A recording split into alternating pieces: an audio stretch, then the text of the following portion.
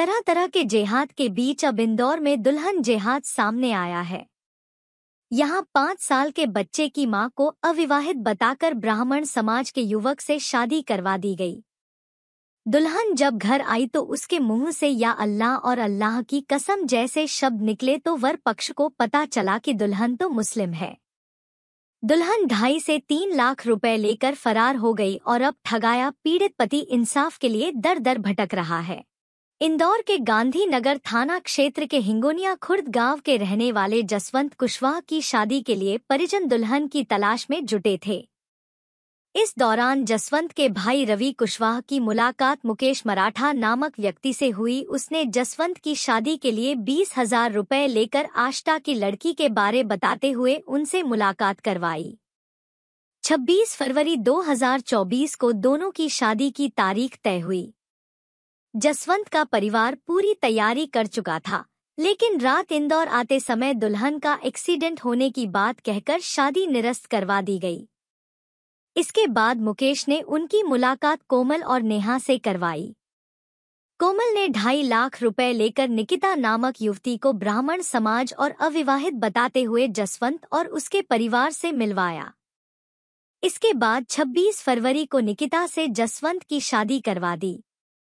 लेकिन शादी के चंद दिनों बाद ही आम बोलचाल में निकिता के मुंह से या अल्लाह और अल्लाह कसम जैसे शब्द निकले तो परिजनों को उस पर शक हुआ और जब उससे पूछताछ की गई तो निकिता ने अपना नाम नाजिया बताया।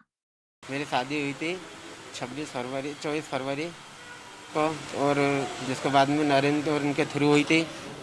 उन्होंने पैसे लेके शादी करी, जिसके बाद में वो 10 दिन दी और चली गई थी, वापस आ गई थी, जिसके थ्रू फिर वापस अब भी चली गई है।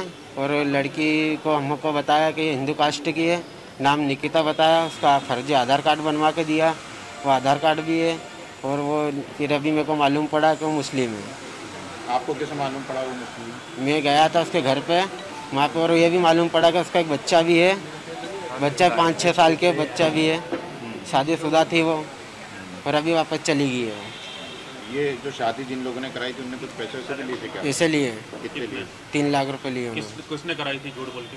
ये एक नरेंद्र है और कोमल, जिसके बाद में एक क्या नाम था उसका, रीना। 2 आदमी थे ना? 3 आदमी थे।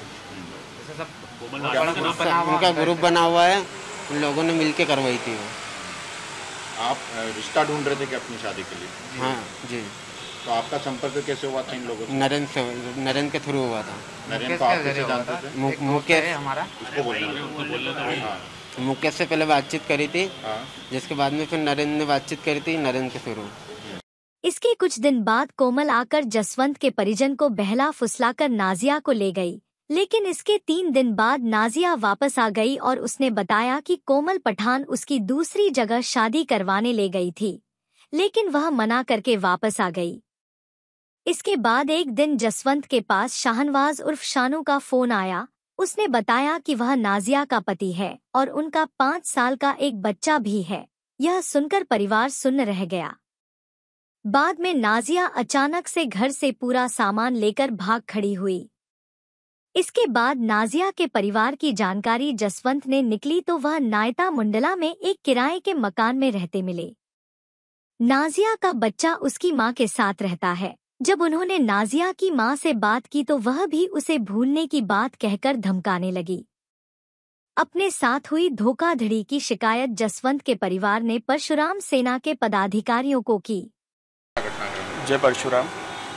परशुराम सेना के संज्ञान में कुछ दिनों पूर्व एक विषय आया, जिसमें हमारे गांधीनगर थाना क्षेत्र में रहने वाले एक सनातनी हिंदू परिवार के बालक की शादी के लिए लड़की देखी जा रही थी। तो लड़की देखने के दौरान कुछ दलालों के ये संपर्क में आए, जिस दौरान उक्त दलालों ने एक लड़की बताई। इन्होंने शादी की तैयारी कर ली, पूरा तामझाम सज गया, देव पूजन आदि हो गया, और बाद में उक्त दलाल ने इन्हें सूचना दी कि वो लड़की का एक्सीडेंट हो गया है। तो ये परिवार एकदम घबरा गया और इज्जत पे भी बात थी कि शादी है, मेहमान आ चुके थे, इसलिए इन्होंने उनसे ही निवेदन करा कि कोई दूसरी लड़की आप बताएं ताकि हम शादी कर सकें, हिंदू लड़की हमें चाहिए थी। इन्होंने निकिता नाम की लड़की बताई, जिससे इनकी शादी करवाई, और इनका इंदौर में नहीं कराते हुए धार ले जाके एक लिखा पढ़ी भी करवाई, लिव इन वाली, धार के एक वकील साहब से। और उस लड़की का निकिता नाम का आधार कार्ड भी पेश किया, कुछ समय बाद, शादी के बाद ये पता चला कि वो लड़की निकिता नहीं, नाजिया है, और नाजिया शादीशुदा है। नाजिया का पति का नाम शाहनवाज है और नाजिया का एक 6 साल का बच्चा भी है। ये सारी बातें पता चलने के बाद में परिवार असमंजस में था, घबरा गया। ग्रामीण परिवार है, सीधे साधे लोग हैं, ज़्यादा पढ़े लिखे नहीं है, समझ पाते नहीं है। जब हमने अवलोकन करा, वो जो इनकी शादी की लिखा पड़ी थी उसमें इनका आधार कार्ड भी हमें संदिग्ध दिखा। दूसरा, निकिता ने जो हस्ताक्षर किए थे वो भी संदिग्ध है। इसकी शिकायत जसवंत ने गांधीनगर पुलिस को की थी, लेकिन पुलिस ने इस पर कोई कार्रवाई नहीं की। मंगलवार को परशुराम सेना के पदाधिकारियों सहित जसवंत कुशवाहा पुलिस कमिश्नर को शिकायत करने पहुंचा। यहां जसवंत का आवेदन लेकर मामले की जांच करने की बात कही है। अब तक हिंदू महिलाओं और युवतियों को अपने जाल में फंसाकर मुस्लिम युवकों द्वारा लव जिहाद फैलाया जा रहा था, लेकिन अब मुस्लिम महिलाओं द्वारा भी जिहाद शुरू कर दिया गया है। परशुराम सेना द्वारा इसे बड़ा गंभीर मुद्दा बताया है।